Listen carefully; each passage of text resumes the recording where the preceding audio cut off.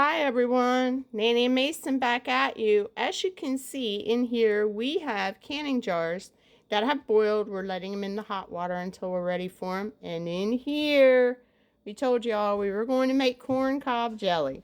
So this here is 24 cups of the liquid that we strained off of the water that we cooked the corn cobs in.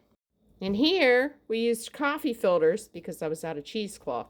Great substitute. Coffee filters work great. We're going to use 2 packs of the Sure-Jell and lots of sugar.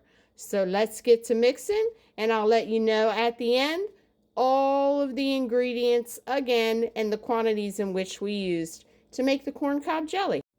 Okay everyone, corn cob jelly. Here's our first pack of the Jell-O. Sure-Jell. It's what we're putting in today. We're going to get the other pack in here. Now we're going to cook this till it boils, and then we'll start adding our sugar because this is the pectin that we need. So hold on until we do the sugar. So you can see here we're mixing in the pectin. Like I said, we're going to let this boil because that's what we want, a nice steady boil. You don't want your temperature too high, just high enough that it's going to start a slow simmer, and as soon as it starts to boil, we'll start adding our sugar.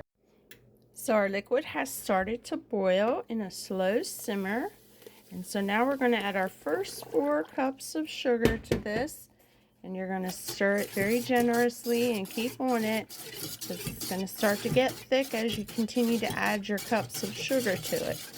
And that's what you want. You want it to cook down, and so that the water cooks off of it and it becomes a very nice thick jelly. One thing that in my Nana's recipe that I found at the bottom was a suggestion that you take 1 ear of corn and cut it off the cob, and you pulverize it to like a liquid and add a little sugar to it, and you add that after the 2nd, 4th cup of sugar. I believe that's how it reads. And so we're going to try it, see what happens. We'll be back to you soon. So here is the corn off of 1 cob that we cut down, and we put it in our little mini processor here, and we pulverized it. Not sure if I'm going to add it or not, but I wanted y'all to see it, and I added a teaspoon of sugar to it to help break it down a little bit, but we'll see what our flavor profile is before we add this in.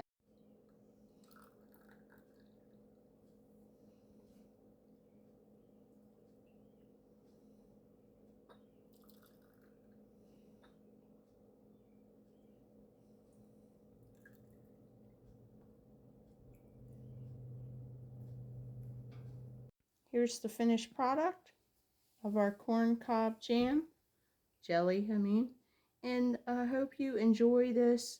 Please subscribe, like, and share with all of your friends, and we'll let you see what the finished product looks like on another day. But this is what it looks like all jarred up.